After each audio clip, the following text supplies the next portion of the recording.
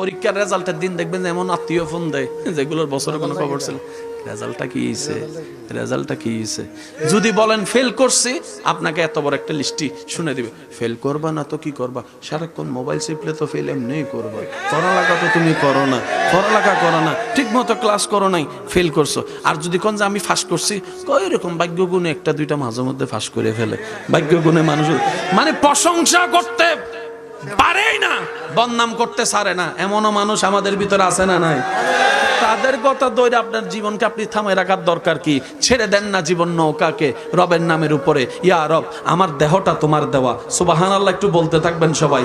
আল্লাহ, আমার দেহটা তোমার দেওয়া, আমার দুইটা চোখ তোমার দেওয়া, আমার দুইটা হাত তোমার দেওয়া, আমার দুইটা পা তোমার দেওয়া, আমার কলিজা তোমার দেওয়া, আমার হৃদয় তোমার দেওয়া।